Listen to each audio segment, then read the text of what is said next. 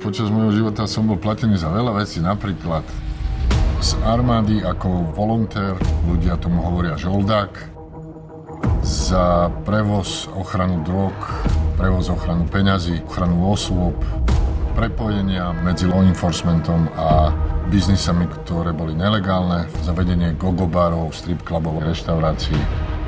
Bol som pri najväčšom objeme drog, to bol kokain, bolo 2200 kg, údajne to boli 3 tony. Najväčšiu výplatu som mal približne za 35 miliónov korún v tej dobe, takže dajme tomu cez $1 000 000, ale to bolo za 2 hodiny roboty. Dostali sme peniaze skoro za všetko, čo človeka napadne. Akože bolo toho dosť, no.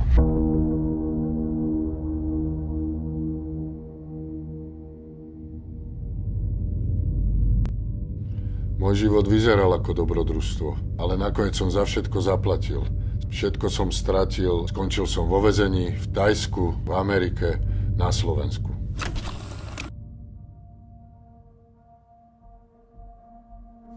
V 87.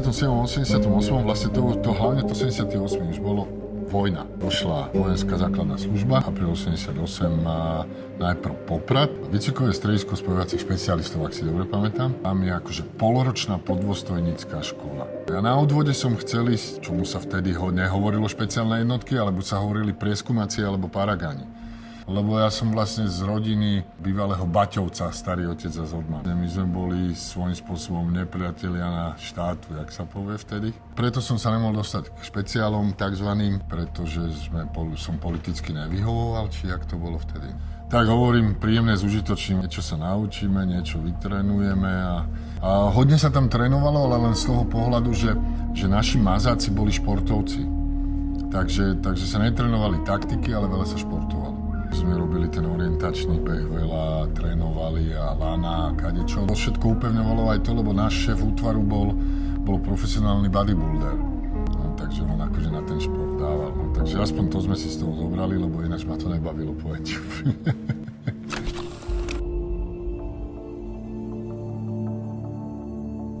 Keď som došiel do základky, tak keď si dobre pamätám a spomínam, tak som zháňal robotu najprv, ale samozrejme však chalani už tí, čo neboli na základnej vojenskej, čo väčšina z partie nebola, tak my sa už niekde posunuli, či už finančne, alebo tej nejakej takzvanej poulično-podsvetnej hierarchii, nazvime to. Ale ja som ešte si tak povedal, že tak skúsim najprv normálne robiť a keď sa niečo pritrafi, tak uvidíme. Zamestnal som sa viac menej najprv ako barman. Na Jaskovom rade krčma sa volal Matúš, u Matúša.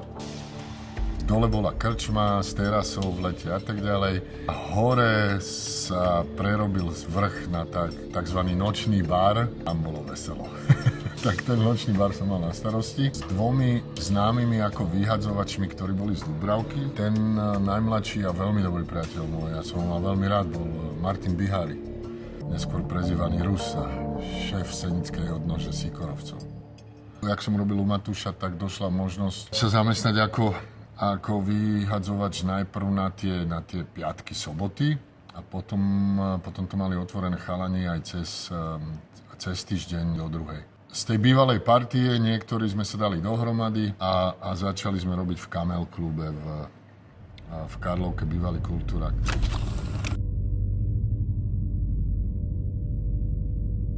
Medzi tým ďalšie a ďalšie možnosti bolo treba zastrašiť sem tam nejakého podnikateľa a nechceli to robiť zainteresovaní, čo chceli prebrať podnik. Tak si najímali takýchto tzv. Externých. My sme boli tzv. Externí, dneska by sa to tak mohlo nazvať. Pri Senci bol taký zámoček, bolo treba zastrašiť majiteľa, mal tam striptizový bar na novo spravený, tak sme tam cez okno šupli F1 granáty.